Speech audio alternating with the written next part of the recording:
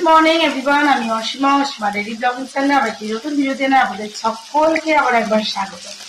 আশা করবো আপনারা সকলেই বেশ ভালো আছেন, সুস্থ আছেন। আমরাও বেশ ভালো আছি।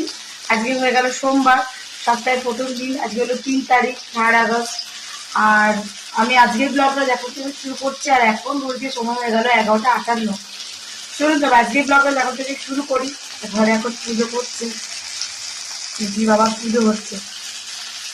আর আমি এদিকে করছি আজকে রান্না। মিঠিকে স্কুলে দিয়ে চলে এসেছি। কালকে যে এক্সাম ছিল সেই ভিডিওটা এখনো পর্যন্ত এডিট করা কমপ্লিট হয়নি। এডিটটা করে ওটাকে পোস্ট করে দেবো। দেখবেন সেন্টারে কী কী পরীক্ষা হচ্ছিল, কীরকম হচ্ছিল, সব কিছু আপনার সাথে ডিটেলসে শেয়ার করা আছে। অবশ্যই স্কিপ না করে ভিডিওটা শুরু থেকে শেষ পর্যন্ত দেখবেন। চলুন তো আজকে ব্লগটা যেমন থেকে শুরু করি। শুভরা সোমবারে আমার এখানে এখন সবজি দিয়ে নিরামিষ গোবিন্দভোগ চালে খিচুড়ি, এখানে পাঁপড় ভাজা, আলু ভাজা। আর আজকে তো নাগপঞ্চমী, তো আমি ভুল করে ভেন্ডি ভেজে ফেলেছিলাম। তো যাই হোক, ওটা আজকে আর কাউকে দেবো না। তো চলুন, এই হয়েছে আজকে আমাদের দুপুরের লাঞ্চ। খিচুড়ি যা যা করেছিলাম সেটা আর এইটুকু বেঁচেছে বন্ধুরা। নিচে মাকে দিয়েও চলে এসেছি, আর মিঠির বাবা খেয়ে গেছে, আমিও খেয়ে নিয়েছি। আমার বেটি যেহেতু খিচুড়ি খেতে পছন্দ করে না, তার জন্য ওর জন্য করে সোয়াবিন আলুর তরকারি, ডাল, ভাত এগুলো হবে। আর ওর জন্য সোয়াবিন আলুর তরকারিটা করলাম। আলু ভাজা আছে।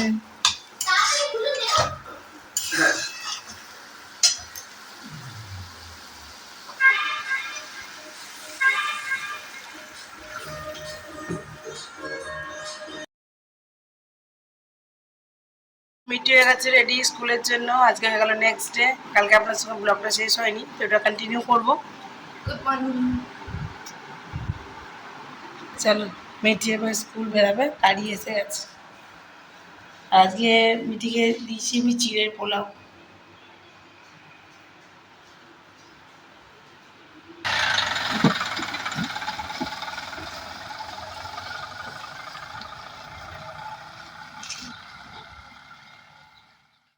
নেক্সট ডে তোমাদের সঙ্গে কালকে ব্লগটা সেই মানে দুপুরে শেয়ার হয়েছিল, তারপর তো আর ব্লগটা কন্টিনিউ হয়নি। আর আজকে তোমার ডেলি ব্লগটা আপনাদের সঙ্গে শেয়ার করলাম, আপনাদেরকে টাটা করে দিয়ে চলে গেল। তো যাই হোক, এখন করবো এবার সকালের চা। আমি চা করি আগে মিঠি বেরাবে, তারপরে আমি চাটা কমপ্লিট করি। তো চলো।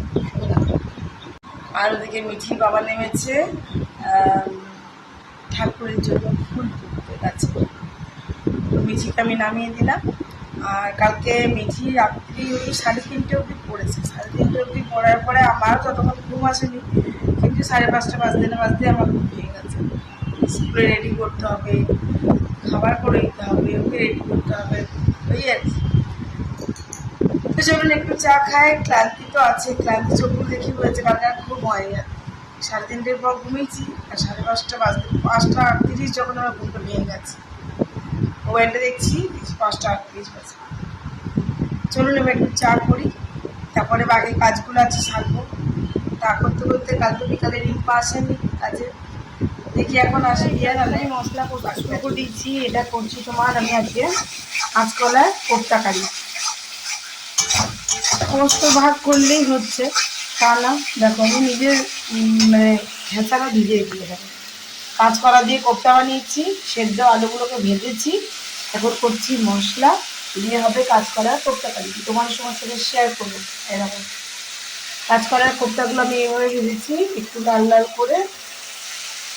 লাল লাল করে ভাজলে একটু টেস্ট বেশি লাগে। আচ্ছা, এখানে করেছি তোমার মুগের ডাল,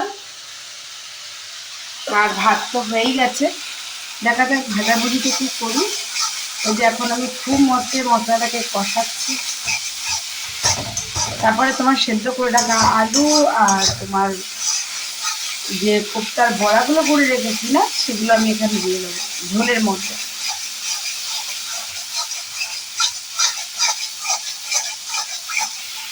দেখো, আমার কিন্তু এখানে মোটামুটি মশলা খুব ভালো করে কষানো হয়ে গিয়েছে। এবার আমি যেটা করবো সেটা আমি জল দিয়ে দেবো।